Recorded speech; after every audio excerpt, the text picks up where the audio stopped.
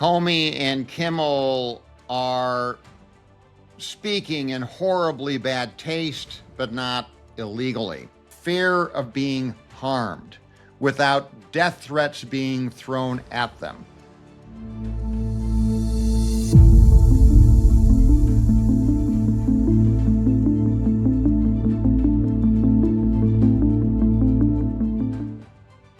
Comey and Kimmel are speaking in horribly bad taste, but not illegally. This is Steve Gibson reporting, recognition to Tiger Logic for their production value. Jimmy Kimmel said this on his stand-up comedy routine about Melania Trump becoming a widow. That was in horribly bad taste. That commentary, where it is spoken in the context of prior attempted assassinations of President Trump, and in light of the recent assassination attempt on President Trump, coupled with the political environment that we have, was very, very inopportune. Now, humor is grounded in irony, and I get that. And I understand that his commentary was intended to be ironic and therefore funny.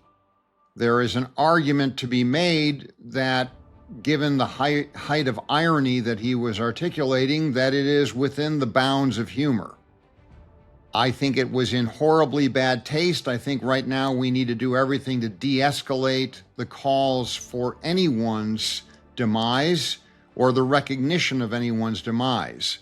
That having been said, I hereby defend Jimmy Kimmel's right to utter what he uttered. It is within the bounds of the First Amendment. It was political commentary at some level in terms of lightheartedness, at least attempted by Jimmy Kimmel, even though I think many people took his comments with a very heavy heart. But he had the right to say it. He is not himself instigating political violence against President Trump, although he's certainly contributing to an environment of adversary relationships that we do not want to foster. The First Amendment is very, very powerful, and it needs to be. We cannot take action against people attempting to produce comedy or attempted comedy and put them in jail, or otherwise have the government take vindictive action against them. Now, that having been said, I would call upon everyone to no longer watch Jimmy Kimmel, to alter their viewing habits, to not in any way, shape, or form support Jimmy Kimmel. That is a democratically oriented approach to dealing with how much in bad taste Jimmy Kimmel made his utterances with respect to offending Melania and certainly offending President Trump. We can vote with our viewing habits against Jimmy Kimmel. We do not need the federal government to come in with FCC licensing tactics and indirectly have Jimmy Kimmel canceled. We need to support the First Amendment. Another area that we need to support the First Amendment is with respect to Jim Comey. Now, Mr. Comey posted on social media the 8647 seashells. This again was in horribly bad taste given the circumstances that I just discussed with respect to the assassination attempts on President Trump, that we should never countenance.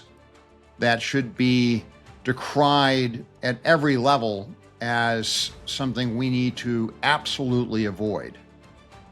But 8647 does not necessarily mean the doing in of President Trump by any physical means. It could mean and be interpreted as voting him out of office.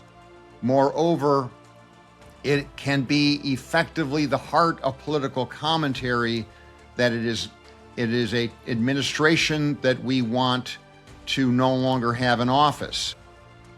That is a message that, if Jim Comey intended it, could have easily been interpreted in that way by a host of reasonable people. Was it in bad taste? Should it have been even more swiftly characterized as not promoting any physical harm that would come to President Trump? Absolutely. Was it amateurish and sophomoric and petulant on the part of Jim Comey? Absolutely. Does it demonstrate that Jim Comey is exactly not the kind of person that we want in any form of political office or government office at any level? I clearly think it demonstrates that. But it is, once again, protected by the First Amendment. It is not something that should be supporting a criminal action against Jim Comey. I do not like Jim Comey. I do not like his approach to anything. I do not like how he articulates matters. I think that his participation in activities with respect to the election, with respect to Hillary Clinton, with respect to President Trump, was engaging in self-aggrandizement. And I think that he is a reprehensible individual. But we need to support the First Amendment. We need to support the First Amendment to advance political speech. We need to support the First Amendment so that people like Charlie Kirk are able to continue to go across the United States and discuss political issues without fear of being assassinated, without fear of being harmed, without death threats being thrown at them. We need to have the conversation about political, social, and philosophical issues in the first instance. Our forefathers made the First Amendment for a reason. And that is, if you are not able to carry on the critical discussions on policy issues, then you have no alternative but to violence, chaos, and disruption. And so again, while Jimmy Kimmel's commentary on the possibility or scenario of President Trump meeting his demise and somehow that being a good thing in the mind of Melania was probably one of the worst bad taste things I've ever heard anyone utter under these circumstances. And he's clearly doing it to get a rise out of people and to get even greater notoriety. I'm going to defend his right to make those utterances consistent with the First Amendment. And again, while Jim Comey, using 86, was at best on the edge of what is appropriate and protected by the First Amendment, it is on the edge. Now, if evidence comes to light that suggests that Jim Comey was actually actively promoting or instigating the death of the President of the United States, that is a different story altogether. There may be that evidence presented to the grand jury. I have not seen it, I have not heard it, nor have folks out there put forth a basis that that was an act of instigation. There is some discussion on the part of the Trump administration that perhaps Jim Comey, being in the position of that he was with the FBI, had a level of influence on others to signal and or promote that kind of instigation of action against the President of the United States. From a statutory level, that's clearly something that would make Mr. Comey subject to criminal indictment. And I think that that would be certainly something that I can support and must support. I have not seen that evidence. And Mr. Comey, by putting out and publishing 8647, even in a brief fashion, if that was in fact intended to incite not voting Mr. Trump out of office, but intending to incite violence against Mr. Trump or the Trump administration at any level, then that clearly, without question, should subject Mr. Comey to criminal liability. And it should subject him to criminal liability for many reasons. One, the statutes are very clear that you should not be inciting, instigating, or participating in a plot to, in any way, shape, or form, adversely affect outside of the voting booth any member of the administration, particularly the president. And it's clear that it's possible that that could have been a message, a signaling message to others, indicating that now is the time that action must be taken to assassinate President Trump.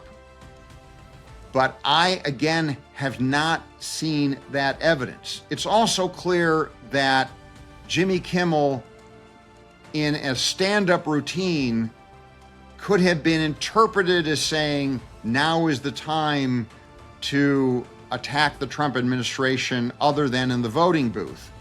I think that that is a tremendous stretch to suggest that Jimmy Kimmel was signaling. Now, there may be more investigations and more evidence that supports that level of instigation. I think that if there are surrounding communications by Comey or Kimmel to others that are associated with Kimmel's commentary or Comey's post, and if it is proven and demonstrated, or at least presented with respect to substantial evidence, that Comey had a network of people or even some people that he was interfacing with that were plotting or supporting the demise of President Trump, and this was in fact the final signal that indicated that they should then take action, those are not protected by the First Amendment. The First Amendment does not support fighting words. The First Amendment does not support shouting fire in a crowded theater. Now, when we talk about fighting words, what we're not talking about are we're going to political war with our political adversaries. That is not what is classified as fighting words. Fighting words are words that directly incite criminal activity and criminal violence against another. 647 in and of itself does not on its face constitute fighting words, given the fact that 8647 has an ability to have multiple reasonable interpretations.